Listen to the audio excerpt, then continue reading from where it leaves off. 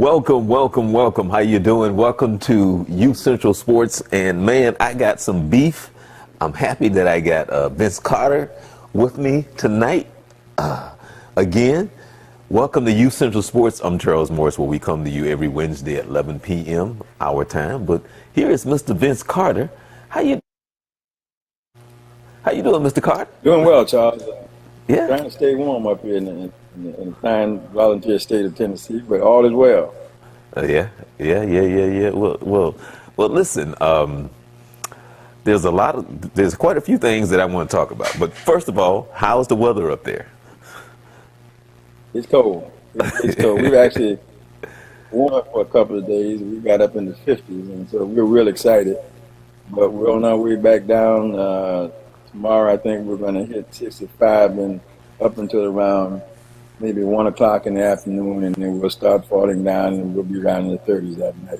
In the next 3 or 4 days, we're going to be kind of cold. In fact, they're forecasting snow in this area on Friday. Okay. Won't you tell us where you are? Won't you tell us I'm where in you are? Brentwood, Tennessee, Nashville. All right. Well, listen, Mr. Carter, how you doing, man? You know, I've been going back and forth with you about this college football thing, okay? Mm-hmm. Okay, now, we both agree that it's about the money, right? No question. Okay, and this is my beef. I've been saying that I really have no respect, which means absolutely nothing to nobody but me. But okay, Division I football, to me, they're all paper champion. And what I mean by paper champion is that you have some people that sitting around the table and they're having this discussion based on the politics of it all. Then they decide who should play. It's not decided on the field, even though the rules are such that they've been in place for a long time the way that they are. And it's a little different when you talk about basketball, because there's a field of 68, okay? And then, not only that, you have the NIT, which I have a great deal much more respect than a lot of people do, okay? So you have a field of 68 teams. And, of course, there's quite a few that get shafted sometimes, but they get an invitation to the NIT. Yeah. The basketball, I mean. But see, now basketball also has offered now in the modern day, where the whole big tournament started out to be the NIT, and then it went from the NIT to the NCAA. So the NIT is now second fiddle, so to speak. But what has happened? You have about 6 or 7 other tournaments that take place postseason. Tournament really accommodates a lot of those teams that don't make it to the NCAA, don't make it in the NIT, but they still get a chance to have that playoff experience or that tournament experience. See, and that's one of the solutions that seems to be talked about with football, but it just hasn't gotten that way yet. Because there's still a lot of opportunity with all these different bowl games, which I think is what they're trying to accomplish, and allow these various teams to play. Still, there's a controversy. How do you get to number 1 and how do you get to number 2? The system has its flaws for sure. Even the guys involved are saying it has flaws. But to what you're saying, I don't see them doing an awful lot to fix it. They say they are, but I'm not sure that they really are. But this past weekend, I mean, Monday night, great football game. Right. I mean, I don't know if you get a better game than what you saw. Oh, no. I mean, the game was great, Vince. The game was great. As a matter of fact, I wanted to talk a little bit about the game, as a matter of fact. But go ahead and finish. Let me sidestep for a minute, because I had talked with some Alabama fans, and I was not aware of the freshman quarterback. And they said that he had come in several games and had played extremely well.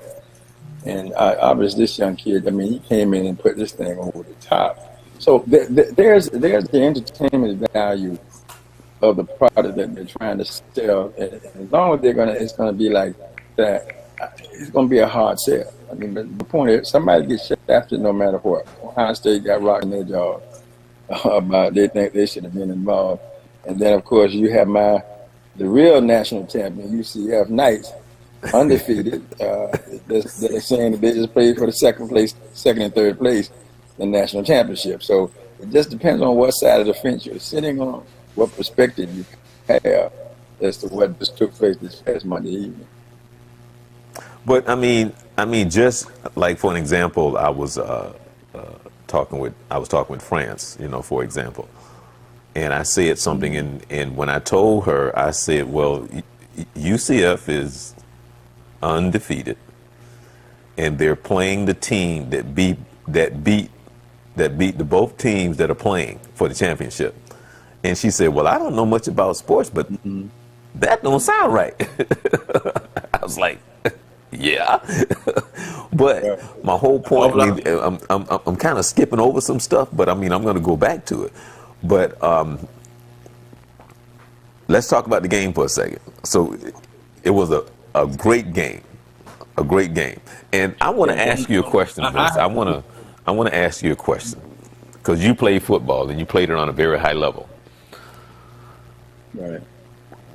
When that last play, that last segment, when I said, okay, Georgia got the ball.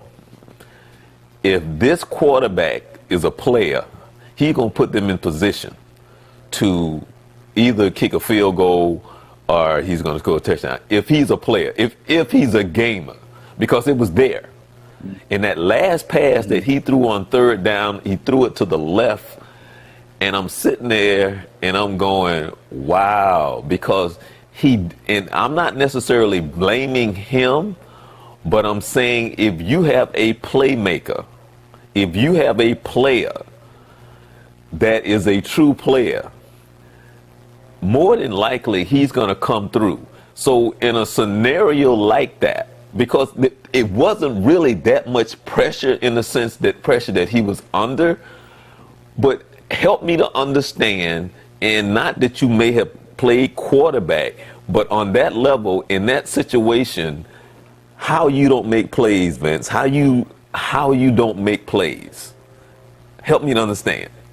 You're talking Georgia quarterback. Yes. That last segment, when he was in position to take them down, the last segment where it's kind of like Matt Ryan, the same thing when Matt Ryan was in the Super Bowl and he ended up getting sacked and he didn't make the play. It's the same scenario. He didn't make the play. And the same situation that faced Matt Ryan is the same thing that happened to Georgia quarterback, is Alabama defense. But no. Now, New England defense did step up to the plate more so and put more pressure on Matt Ryan, yes. But okay, if they go ahead. If they stopped Georgia from progressing, offense didn't do that. The defense had to have some part of that. Now they failed to execute and allow the defense to execute at a high level. That's their fault. Because, and to your point, you do, because let's just flip the script. You look at the freshman comes in and gets sacked on a third on a wait a minute. No. I want to talk about that play later. Let's not talk about that one right now. Okay, let's not talk about that one right now. The essence of what you're talking about is wrapped up in that, because it's a matter of who you talk. You were mentioning about a gamer. Here's a kid that comes in, and unlike maybe the Georgia quarterback, under a lot of pressure, championship game. Put him in the second half, you're down, and this kid comes in and does some things that I guess to me is fantastic, because I wasn't aware of it and hadn't seen him play. Right. So the reverse side of that, here's a Heisman Trophy winner with the ball in his hand, taking his team down the field, and was unable to execute. Now, was that poor execution? Was it poor play calling, or was it just excellent defense? Well, you started talking about that play. Especially when the freshman quarterback, when he got sacked, I was like, oh, okay. Now, he did look like a freshman on that play. Quite honestly, I thought it was over. Right. But now, I'm gonna get to that too, but because I want to ask you about that. But again, looking at what I mean, because I'm not there. I'm not trying to be the Monday morning quarterback. But I'm saying I'm looking whether or not he could have done something with his legs, something that he needed to do in order for him to make sure that they go down and get at least be in field goal range or something. But I'm looking at that throw that he made, that last throw that he made to the left.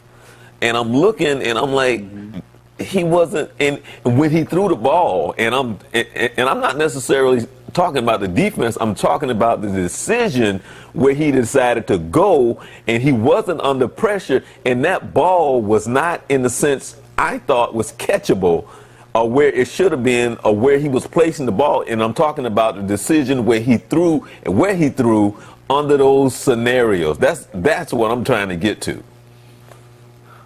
And I mean, I may be just nitpicking, but I'm talking about being on that stage in that moment when you need to be a playmaker, and this is what you do. Well, it happens. I mean, here's my scenario. Here's my thought pattern on that. When you're playing at that high level, you don't have but a fraction of an opportunity to make a mistake. Throwing it too high, throwing it too low, not releasing it on time, failing to read coverage. Now, also, you got to look at the offensive coordinator and the head coach and decisions that they're making that he's trying to execute. What's the game plan? What's your objective? There's a lot at stake, but you're also playing against very experienced people that probably in that defensive situation when that quarterback is looking at that.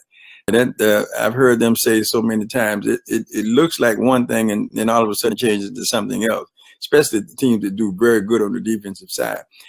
He just didn't execute. I mean, I don't know whether pressure got to him or whether the defense fooled him or he got excited and overthrew it or whatever happened.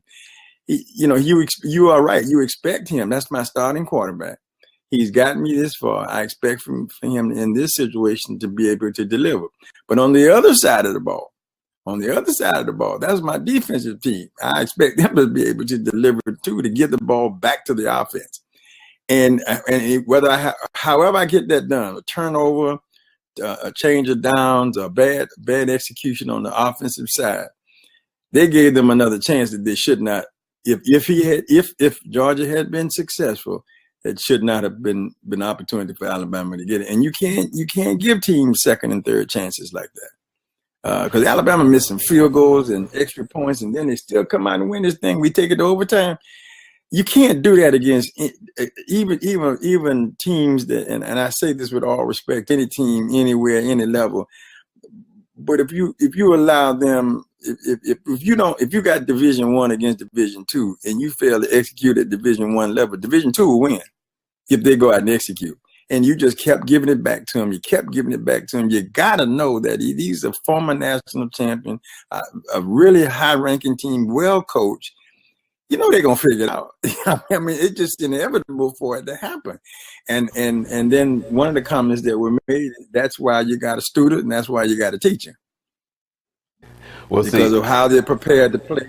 Well, see, now I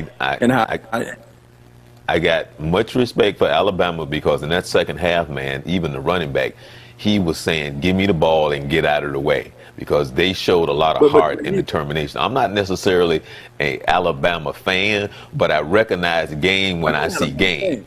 And so now let's go back to that. I'm a Nick Saban fan. Huh? I'm a Nick Saban fan because of the way he prepares his team to play. I'm not an Alabama fan per se. But look at let me just stay with you right there for a minute. Not only put a freshman quarterback in, he put a freshman running back in. And that boy carried that ball like he was a senior player. That's a lot of guts. That's a lot of good coaching. That's a lot of knowing your players and having a lot of faith that in a big stage game like that you could go to those guys and they deliver. It's one thing to go to them. And I was interested when they asked him, well, why did you go with him? He said, because I thought he was a better passer. That's saying a lot. I mean, the kid can throw, but can he think? Can he do all the other things you need him to do? And obviously, my Alabama friends tell me that, yes, he could, and they had been calling for him to start, which I was not aware of. So, plain and simple, Charles, he got outgamed. he got our game. He just flat out got out our game. Pressure got Okay, my thing. now let's go back to that last play, Vince. Explain to me, in the football mind, what the heck is going on that you let that guy beat you on that play? What the heck is going on? Help me, please. I do think I think they underestimated. I mean, this is what happens when you bet. I mean, you got to gamble. I thought they thought, as I thought actually, when that kid looked like a true freshman when he got sacked, that the wheels were coming off the wagon. But they saw something up there, and this defensive back just made a bad decision. And this kid got by him. They didn't put enough pressure on that boy, and he saw his progression because he looked off. He tried to move the safety back, looking off to his right. The safety didn't jump, but when the receiver got that space, he threw that ball before that safety could, because the safety didn't actually move, but the way the route was, there was enough space between the defender that was with him and the safety for him to get the ball in, but it had to be up right on time. And gosh knows he tried to look him off. He didn't really bite on it, but he hesitated long enough for him to release it. And that boy threw what I thought was an impossible pass, given everything that was on the line, that there's no way he could get that. And Charles, he hit the young man in stride. The young man did not break his stride. He just put his arms up, caught the ball, and scored a touchdown. How perfect could that be? That's what you were talking about on the other side of the ball. Just absolutely baffled me. I mean, I was excited because I thought by far that this game would be that type of a football game, but I did not expect that kind of execution. I mean, that was amazing, absolutely amazing. And that's that heart you're talking about. That's that game you're talking about. This young man come in like, okay, this is what I do. Okay, I'm like, son, you got ice. You got ice water for blood in your veins. Okay. Beautiful execution. Way to stand there and get it done. Okay, this is the test, Vince. How do you pronounce his last name? I have no idea. I'm not even gonna try that. You can give me an F right now. I'm having a problem with the first name.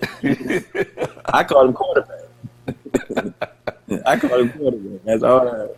I'm not even gonna try to work with that. I was trying to figure out. It's like Tu Tung Iola or something like that. I mean, I know I just messed it up, but it's called Tu Ta Iola, something like that. Yeah, I apologize to him early on that I'm sorry I chopped it up, but that's the best I could do. Young man, I think he's from Hawaii, if I'm not mistaken. Am I right? He's from Hawaii. Yeah. Yes, he is. Gutsy kid. I mean, ran the ball. He's a true freshman, right? True freshman. Wow. True freshman. And he had played some this season, I was told, like late in the game when they were up and he went in. But see, I don't watch that much Alabama football. So I may have seen most of the first half of games, maybe third quarter. I very seldom have seen a fourth of any game. And he was getting in, and my friends who are Alabama fans said they had been calling for a change in quarterback. And they wanted hard. And I thought that was news to me. But having watched him play, I kind of see why. If he can come out and execute like that every day. Well, see, the funny thing is that I was doing stuff, and I'm kind of like watching the game, but I'm not watching the game, but I'm watching the game, and then I just happened to look up, and I'd be like, wait a minute, they done changed quarterbacks. So I was thinking maybe the quarterback got hurt or something, and I'm looking, and then I see him on the sideline, So I said, well, he seemed like he all right, because a lot of times when I'm watching sports, I actually watch it with the sound off. So I mean, even I may sit here and watch the Super Bowl and the sound is off. So I sit and watch and I'm doing, and I go back and forth. And next thing I know, there's a score depending on what I'm doing. So I was thinking that, that he got hurt. And it wasn't until later on that I just, realized that he got pulled. So I was like, oh, okay. Then I found out it's a freshman. I was like, oh, okay. Yes, Peters might have got hurt, but according to the starting quarterback, Jalen, he said that Saban brought him over and said it, and just announced that he was going to start. And Jalen was saying that, everybody in that room is capable. And I can't speak for his true heart, but the way he expressed himself was truly what team sport is about. For him to be able to accept the fact, okay, I'm not getting it done, but you can get it done. I'm gonna support you, because ultimately it's about winning. It's about going out there and playing your best. If you can get that done, then I got to go with you. Now, I don't know if that's truly how he felt, but that's the way he expressed himself. But I'm very impressed with that, because to me, that's what sport is really about.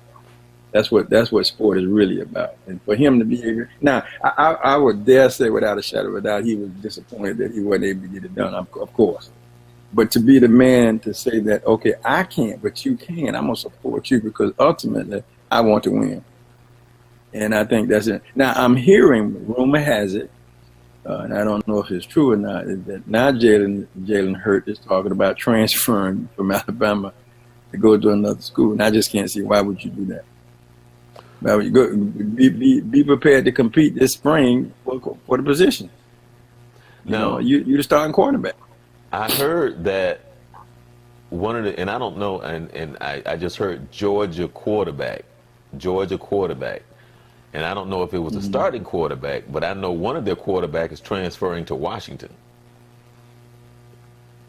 Did you from hear Georgia about that?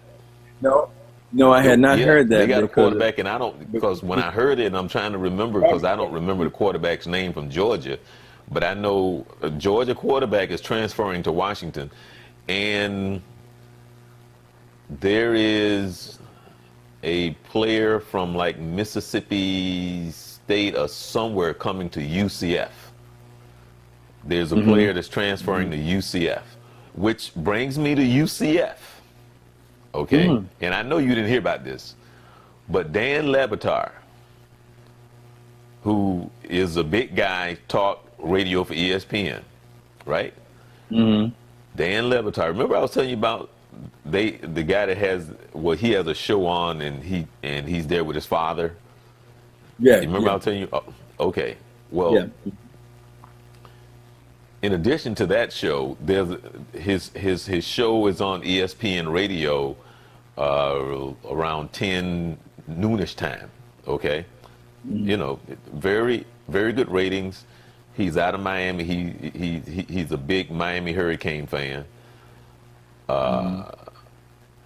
So even before the playoffs started, he was pulling for UCF, and he was saying about how they're basically ignoring UCF when they was going into their conference championship game. He was talking about how they should be ranked higher, so on and so forth. Now, this is what he offered to do, Vince. Think about this. This coming Friday, he wanted to come bring his show to the campus of UCF and hand out shirts. Their shirts say national champs. ESPN them had already bought the shirts. So now he got the backing of ESPN, Dan Lebatard, Stu Gartz, which is his partner that he does the show with, was gonna do the 3-hour show live from UCF, saying, "Come get your shirts. You guys are really the national champs." And guess what? UCF told them no. Tell me who need to be fired, please. Exactly. And the word is somebody need to be fired. Tell me how stupid is that? The question I would want to ask, well, actually, several questions I would want to ask. But the first question would be why not, and try to see if I can understand the rationale behind it. The one thing that I think this all comes down to for UCF is advertising, marketing, and the opportunity to recruit. Now, it's done legally, because you're not going after anybody specifically. You're simply saying, "Here's what I accomplished last year." And that's going to get the attention of an awful lot. Even if they don't do anything, that's going to happen anyway. Alabama a few years ago claimed to be national champions because they didn't win it outright, but they thought they should have won, and they called themselves national champions. So to me, it's just a community event. I mean, who takes it serious? Now all the Alabama fans UCF are crazy. All the people in UCF are saying, Alabama, you're crazy. I'm undefeated. So I think it's great for sport. I think it's good marketing. I think it's good for fans on both sides to have an opportunity to celebrate their team. The school's perspective, I don't understand. I mean, I think it's a great promotion. I think it's good for and if these guys want to buy shirts and give it to them, that shirt's going to become a collector's item. It's going to be a novelty item. School undefeated. Now, here's a question for you. You're sitting in the stands as a new head coach. What do you think when you look out there and say, it's always tough following someone else. And it's one thing for them to say they had a good record and I took over. But he's taking over a team that had a perfect record. Mm-hmm. Now, if that's not pressure, and here's an opportunity for this guy to really enhance that opportunity by being exposed. I don't understand the school's position on it. I do not understand it. Because Vince, I really that makes no. There might be something I'm missing, but right, because you know how tough it is in recruiting, especially here in the South, when you're trying to get those blue chippers, and now you're on the national stage in the spotlight, right? Now you already have Miami, Florida, and Florida State here in the state of Florida, because there was a time, for a long time, that national championship had to come through Florida. Somehow, some way, it either came through Florida State, Miami, or Florida. Somehow or another, for a long period of time, it had to come through the state of Florida. And then now, here, he is saying, I'm going to come on, and it's not costing you nothing. And now here you get to recruit nationally on a national stage, and you tell ESPN no. Who needs to be fired? The thing, I think, in my opinion right now, my first thought would be the compliance department, because I would assure you some kind of way they are involved. They have convinced somebody that it's against NCAA policy, which it very well could be some policy that's there that I'm not aware of, and that would prohibit that, because I know they have very, very strict rules. But I don't see how this is, again, without seeing the rules, I can't say that, but I'm just thinking from a layman's perspective, looking at it, how does this harm? What's the difference between Alabama winning a national championship and putting it all up on TV? If there's an unfair advantage to anybody, it would be over there as well. So, because in UCF, I'm just saying, I had an undefeated season. I claim myself to be the champion. I don't see what the problem is. Now, but I guarantee you, the compliance department is involved.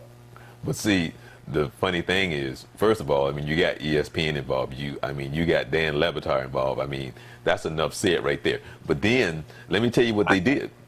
They was trying to send stuff up to Capitol Hill. They were sending stuff up to D.C. for the senators and the congressmen, all of them to vote on them being national champs. They sending stuff up to Tallahassee. They doing all this stuff right before the championship game to announce them national champions. So they doing all this stuff, and then when it really opens up for what it really should be, because what he's really trying to say is, you guys need to do better in how you guys doing this thing for this, for this playoff, because there's something wrong. You can talk to, you don't even have to use UCF as an example. You can talk to at least 8 or 9 other schools that felt like that Final Four, they should have been there. And they probably have valid reasons for their records or conference play or whatever. So it's not just UCF that's saying I should be. I mean, without a shadow of a doubt, 13, come on now. I mean, a blind man can see that. But there are others who had less of a record in putting up the same fuss. Again, I don't see where this is a problem. I don't know whether the compliance department felt like or convinced the presidency and administration that this is too much for us. I mean, are you serious? Yeah, you can't pay any money to get this kind of exposure. Not on a national stage. That's what every school is trying to get to, is get to the national stage. They don't even have to win it. Just get my name mentioned on ESPN commercial. So that's worth thousands of dollars right there, and a number of recruits. So I don't get it. I don't understand it. I gotta right. believe. So basically, do you know what a lot of the talk? I mean, the sports talk shows are talking about that these guys over at UCF are these little Hicktown little hillbilly thinkers. They don't know how to step on the big stage, and that's why they can only pay their coach only $600,000 a year. That's why he's going up to Nebraska. You know what I'm saying?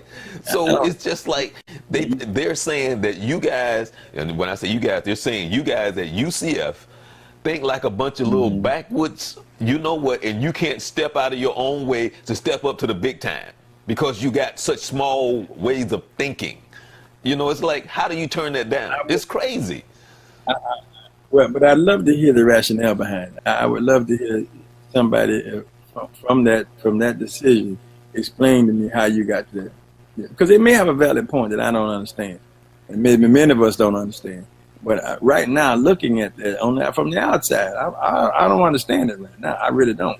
You know, and if this, you know, 600,000, yeah.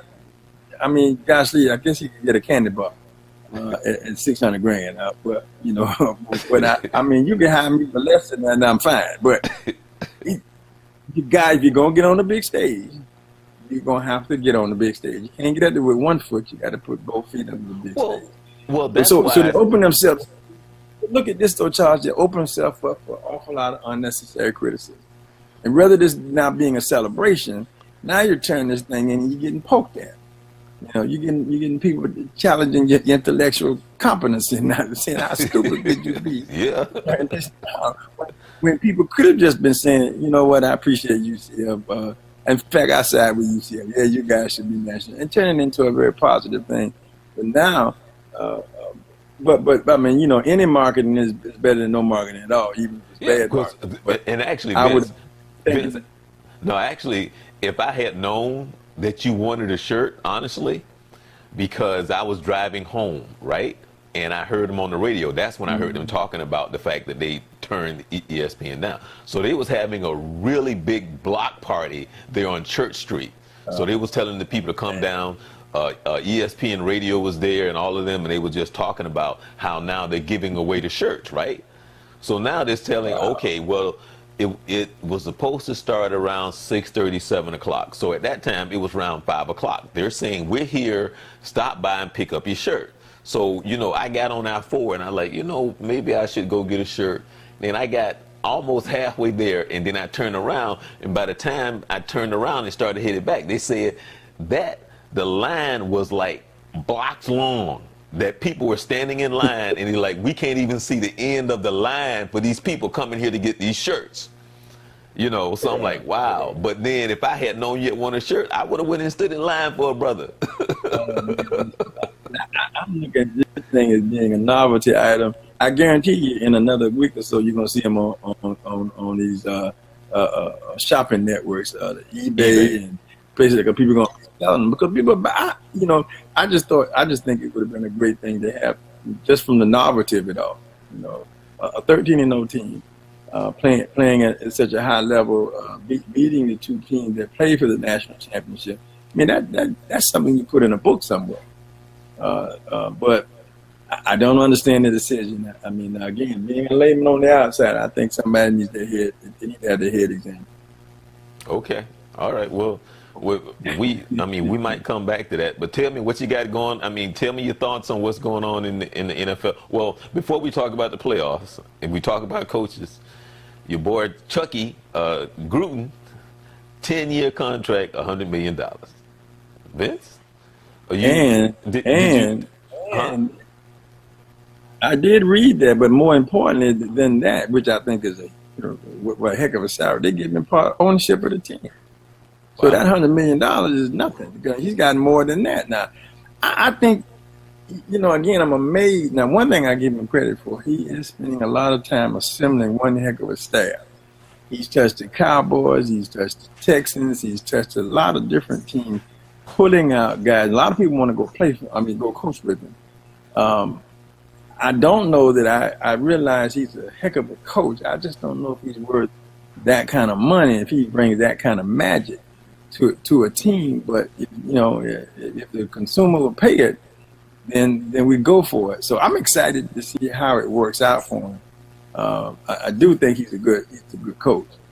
5 years. You and I both. 5 years. It's supposed to be 10 years. No. I'm saying he's gonna be fired in 5 years. Oh well. I mean, he might not see 5. He gonna get his money, but he not gonna last at 10 years. I mean, he not gonna last at 10 years. Here's the first thing he's got to do, in my opinion, is first of all, like any good coach, he's got to get the guys on the field that he wants to have to do what he wants to do. And that's going to take him 5 years because through drafting, because with the contracts they got locked up, they got to pay through those, get rid of those guys, you still got to pay them. And then he's got to convince me. I think he can convince players to come play for him. Right. I think people will want to go out there and play for him. That's not going to be an issue. I think contracts are going to be an issue for him, and caps and that kind of stuff, trying to get guys to come for him. But it was what he wants. And he can get the kind of players to play his kind of football. It could be very interesting in the long term. He might make it past 5 years, but I guarantee you, if he run into enough contractual problems, he won't see 5 years. They're going to say, well, we love you, but we don't love you that much. You can't, it's $100 million. I can't lose it so many times. But see, the thing, the truth of it is that they talk about it all the time. It is a win now league. There's no more building. There's no more time that you need to take to develop. It's win now. We will find somebody else, because it's just crazy. Because you understanding sports and how it is, it takes time, but it's a win now league. Well, it's all across sport. I mean, they're doing it in every team sport. Is I want to win today.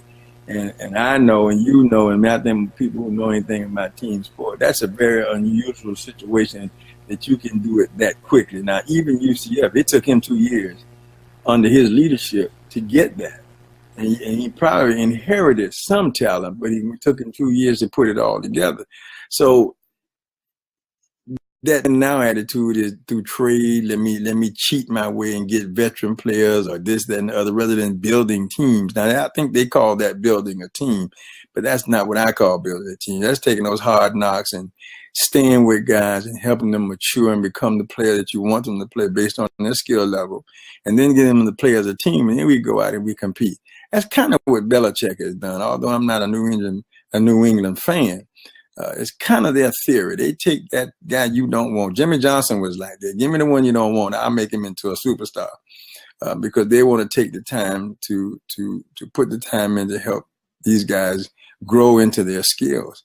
So I mean, it's all across board, and that's what that's why the Magic is having so much problem. They took that shortcut and it hasn't worked out for them.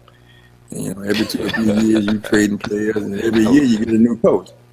I just don't see how they're gonna make it. I was gonna talk about the Magic last, but that's. But so, that's I don't understand. I mean, I'm gonna come back to the football, but okay. I've said it before. On that level, you got to have the horses. And as God is my witness, I am a sports fan, not like I used to be, but I watch enough. But when I don't know anybody on your team, and I live here, and I don't know anybody on your team, it's a joke in the sense of what you're putting out on the floor. It's a farce. It's a joke. So it's like, at the beginning of the season, there's no way, no how that you can sit up there and run promos talking about you're going to be in the playoffs, because it's not going to happen. It's just not going to happen. No. They're going to win this year, next year, they're going to win 28 games, maybe 29. And that's what you're putting out on the floor. No. That's your product that you have here in the city of Orlando, where I don't know how much the tickets are. And it's not that I'm not a Magic fan, but I understand how this game works and what they have, what they're putting out on the floor is not going to make the playoffs. I don't know what their plan is. I don't know what they're trying to do, but this is not it. Maybe they just have something out there where they can sell some tickets. I don't know. Well, they're not going to be able to sell me. Nobody's going to want to support a loser. They're going to have to do better. And if they don't allow this guy to do his job, they're going to be replacing him in 2 or 3 years and coming up with another 5-year plan. You're going to have to take the grind. You're going to have to go in and spend the hard knock, which they've already done. And you know, everybody knows that if you want to become a superstar in the NBA, come through the Magic. They'll get you ready, but then they'll ship you right on out. And, you know, and you can go on somewhere else and really turn into and become a heck of a player. So they got to commit to winning and at the cost of whatever it takes to get there. That's being patient. That's building strong administrative and organizational structure. And then go out and get the players you want and be patient and skilled and build the team that you want. And I think if you do that, support that, then I'm going to jump over and get this guy, I'm going to jump over and get this guy, and none of them stay and or pan out. So, like, I know several of my friends before leaving the Orlando area, stopped going to the Magic game, gave up their season ticket. Number one, they went up on the price when they built the new, which I expected. But a lot of them were saying, well, I don't mind paying the extra money, but they're not winning. They're not winning. Why would I pay to go see them? I can look at it on TV for free, you know. And so they've lost that, and I think they've got all these different packages, these cheap tickets, but nobody wants to give it to me for free. I hate to go see you get beat up every night. You know, they've been interesting this year. We'll see how that works up until the NBA All-Star break, and then on the flip side of that, we'll really see what they're all about. Cause that's when it gets tight. Then people may have gamble somewhat into the All-Star. When you start on that downhill side going to the playoffs, it gets rough out there. And that's when the Magic normally get their head handed.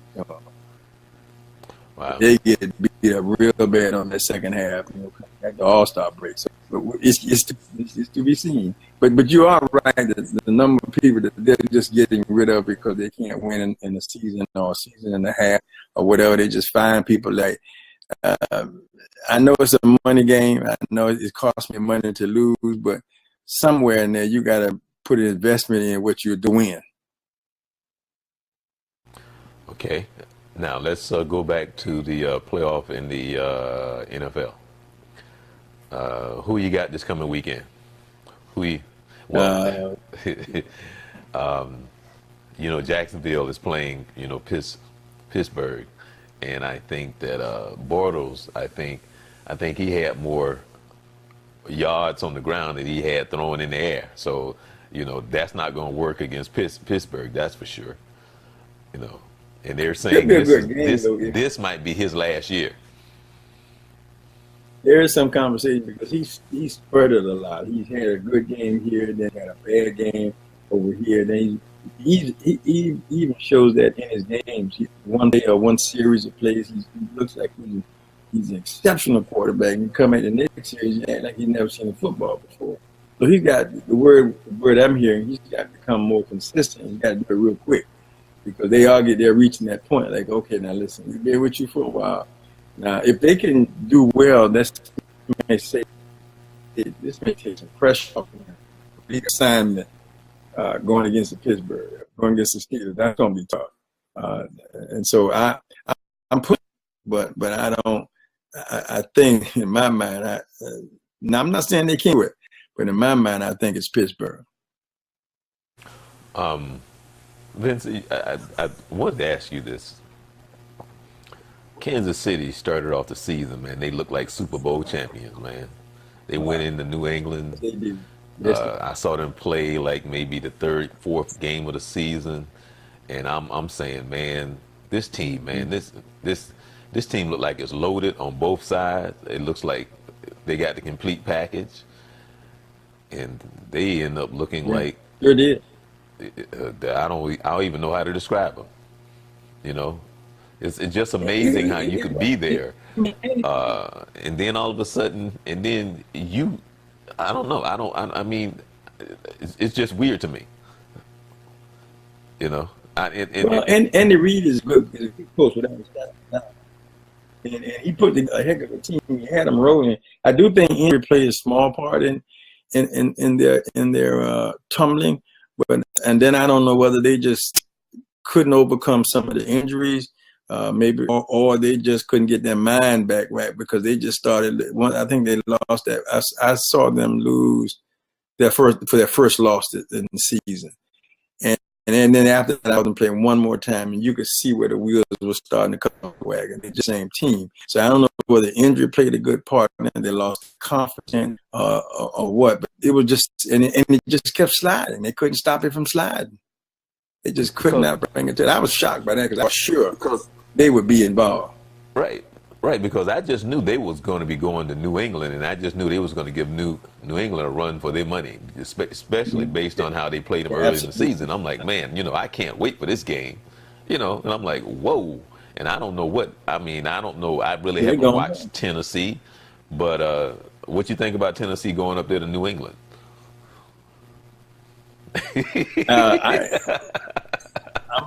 I'm shocked. I'm shocked by Tennessee, to tell you the truth. I mean, I'm not a big, I'm a Cowboy fan, and so I live and die with Cowboys. But around this city here, a lot of excitement. I'm interested to see if they have as much excitement for the Tennessee Titans as they had for the Nashville Predators hockey team, because they made it to the Stanley Cup. So, but there seems a high level of excitement. They got a chance. I mean, they got a chance, but they're going to, a lot of things going to have to go their way. But I also feel there's been some conversation up there in New England about some discords between some of your key personnel. Brady is one of them. Belichick is another. Offensive coordinator got upset. And one of the things Brady made a comment, say, well, there had been some conversation about the possibility that Belichick might be moving on to the Giants. That would hurt them significantly if he left there. But Brady's saying, well, we don't listen to that. We just go out and do our job. So that tells me there's a crack in the armor. And if Tennessee could get in there and get a foothold, a toehold in that crack, then you got to go for it. So, but right now, all things being said, you got to look at New England. But I hope my thing is to at least be competitive. Don't go in there and let them just beat you all up. I mean, go in there and play to win. I hope that's what they do. Just play to win.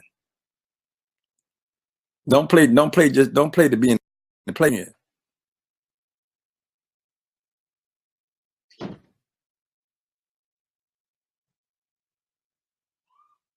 I can't hear you. Okay, I'm sorry. I'm sorry. There's one game that and I'm going way back, Vince. I'm going way back. Was when why can't I think of his name? Who coached Minnesota when Randall Cunningham was there? Dennis. Danny Green? Yeah. Dennis Green. The Vikings that year had the best team in football. Okay, they played that way. They played loose. They looked like they were having fun. And I learned something by watching the playoffs or watching that team that year, because you think on that level, you're on the highest level, and you don't see players as just the game itself. You always think that their mind and their skills and everything, the conversation is just always above, the high school, the college, you just going out playing ball. But that game was the first time that I realized just how human we are, in the sense of no matter what level you play this game. Because they went into that game that they lost. They didn't go in it to win it. They went in it to not to lose. They didn't play that game, or didn't play it all the way that they had played the entire season.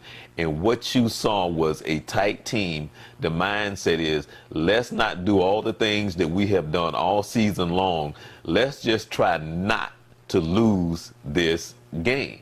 And I was just blown away. It was so obvious, and just the whole concept and the approach to this game, that you were no longer the Minnesota Vikings of the regular season. We're coming in like we're so tight and we just don't want to lose this game. Let's just go do these little things over here, and let's not be us today. And I don't know if Well, you know, in sport, and I don't know if you recall that, but it was so obvious that this team that was loose, having fun at some time during the season, you saw Randall Cunningham underneath center just laughing and just having a good time, and his attitude, and they were so confident.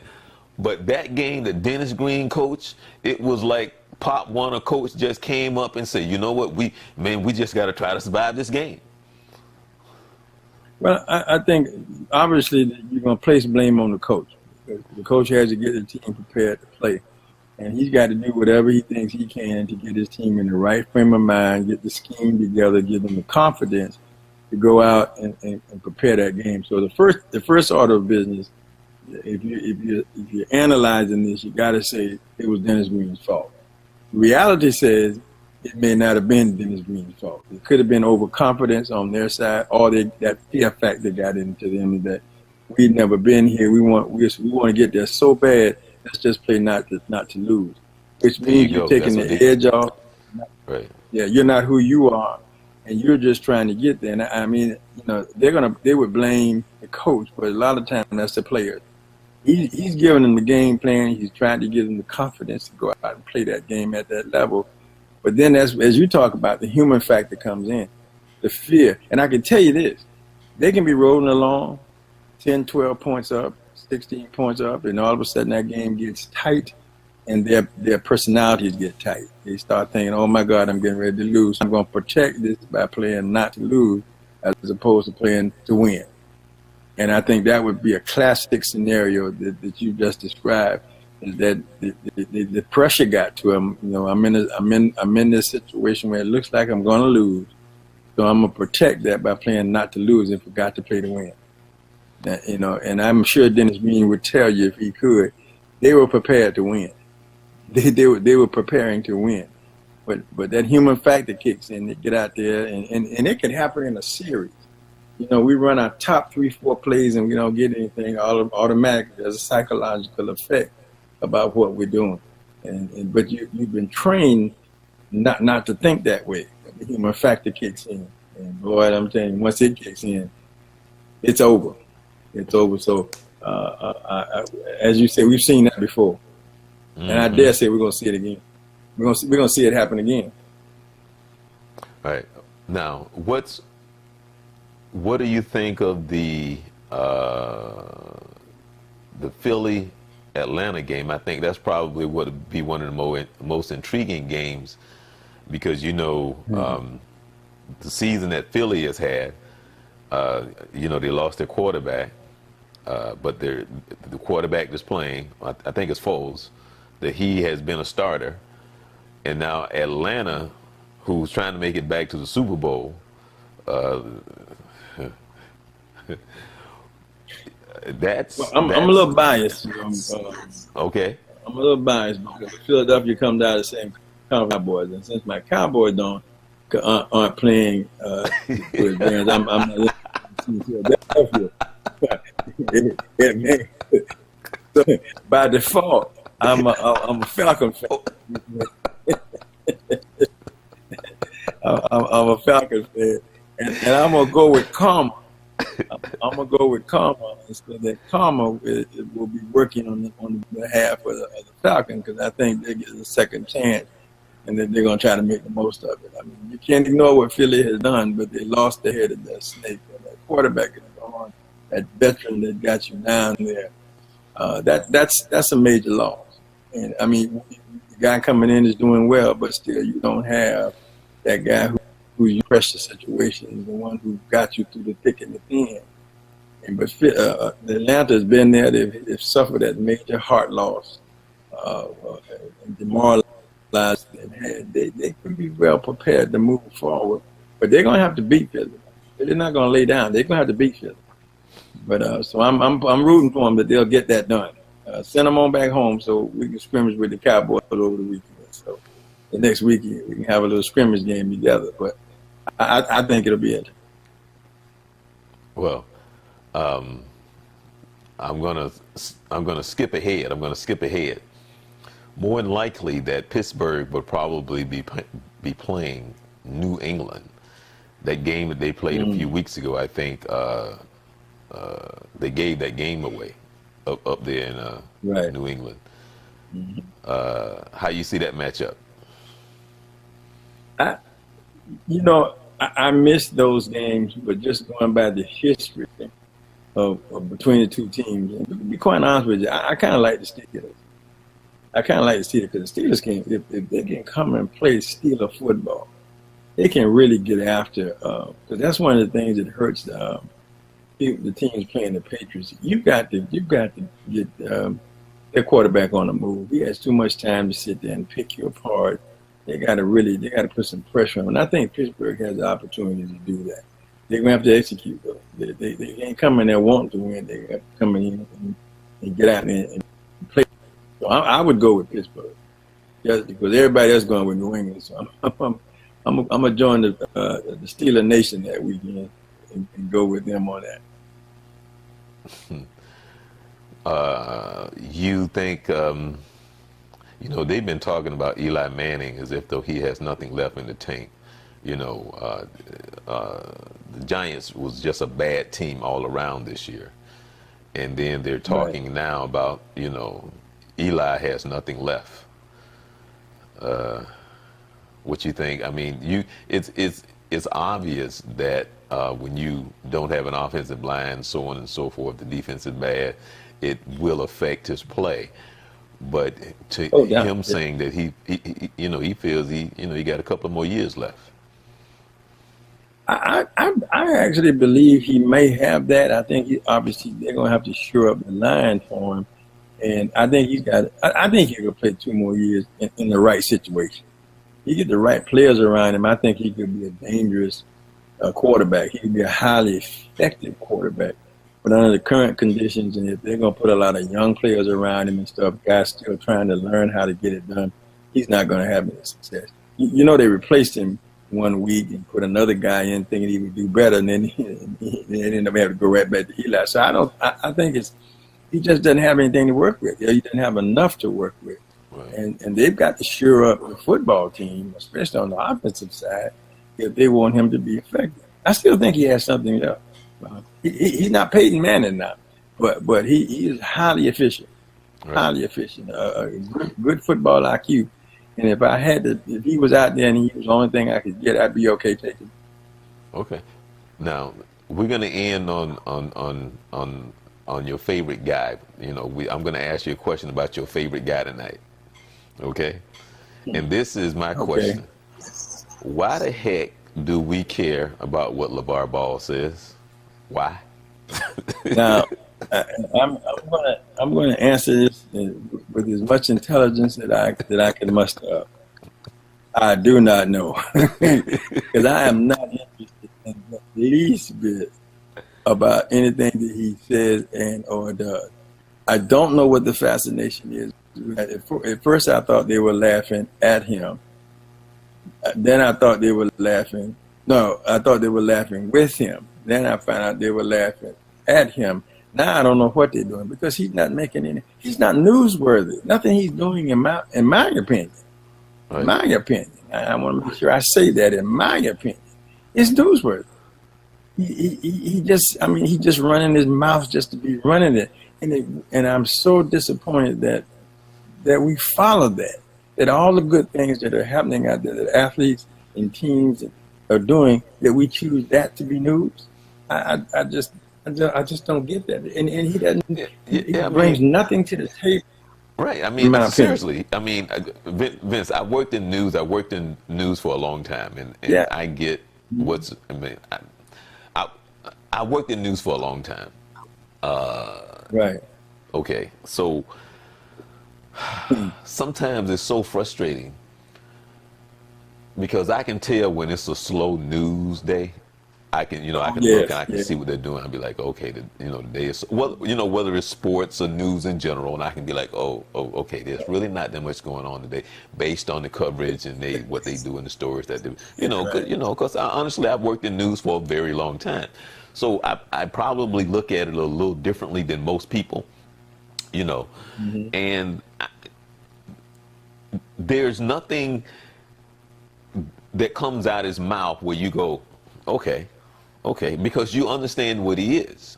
You know, he's trying to draw the attention. He's trying to be out there. He'll say something because he's about trying to get the publicity and so on and so forth. Oh, but that's easy to understand. Now, the part that ESPN plays and the however we cover him and all this other stuff and the stuff that he's saying about the Lakers, who cares? You're like, who cares? Yeah. And why would you care? And I just think he done messed his sons up. I mean, the younger boys now that they're over there, it's just sad. You know? How those are his children, and his vision is his vision. You're taking children and putting them with grown men. Now, that's one of the factors. You're cheating those kids out of an education, academic education, not to mention a basketball education. I know the youngest son of the three is supposed to be the better ball player. The middle son is really just a marginal ball player. I actually think the one in the NBA is above average in what he can do, but he's not a superstar they're making him out to be. But supposedly the younger one is supposed to be a really, really good ball player. Well, I applaud him and his family for that opportunity, but I don't see where it's newsworthy. I don't see where should be the dominant story of the day when he says something that's completely ignorant, completely without any value to it at all, and that makes the news. That we would run the camera on that. I don't get it. I got to give him credit for his PR person. He's doing a great job of getting in PR, but he hadn't said anything. I mean, yet I haven't heard him say anything yet of any value in my mind. And I could be wrong, but that's simply how I see it. I just don't get it. And I agree with you 100%. He's ruining these kids. Now, his kids may turn out to be all right, and I hope they do. But the odds are against them. Oh, definitely, because everything is wrapped around this that ball to the degree that he's not making logical decisions. With his kids, and it's just sad. It's just, I don't know. He's saying out there, he's preparing them to one day be on the Lakers. I mean, okay, if that's your ultimate goal in life, then okay. Do I care? No, not really. Even if I was a Laker fan, I wouldn't care because you're not there. You can only help the Lakers if you're on the Lakers ball club. And I really think Magic, I don't believe Magic believed it either, but I think they wanted the hype to get all the attention back to the Lakers so that they could begin to build a stronger presence in the community and on the basketball court. Because they're all talking about making some trades here around All-Star time, and they brought in a high-profile name and all that. That's what the kid is proven to be above average ball player. Good height, passes the ball well, fair defender so far. Offensively, he can get to the cup, shoots the ball okay if it's even wide open. But as you've seen as the season's going on, he hasn't been getting all those wide open jump shots. Those guys can stop that. So again, better than average ball player. On the upper echelon. Superstar? I don't think so. The potential for him to become one? I don't think so. Now, will he be a good ball player? I do think so. But I don't think he'll be that superstar. And I don't believe Magic Johnson didn't believe that either. Right. Yeah. Well, I think that was a marketing program. I'm going to work on that shirt for you too. Just to let you know, I'm going to see if I can get you that shirt, that UCF national champion shirt, man. Yes, I'm aware. I'm aware with a great deal of pride and honor. All right, well. All right. Well, the both of us, Charles Morse, nope. That guy. That guy. Vince, Coach Vince Carter. We want to thank you for joining us tonight. We'll be back next week here at Youth Central Sports, talking sports, and we'll get a chance to talk about the playoffs. All right. And there's always, and then, and I promise you, next week, I don't think I will be asking you about your favorite LeVar Ball. I hope not. I hope we can talk some basketball and not talk about him. Okay. I'm Charles Morse and Vince Carter. We both want to thank you for joining us, and you have yourself a blessed week. All right. Good night, everybody.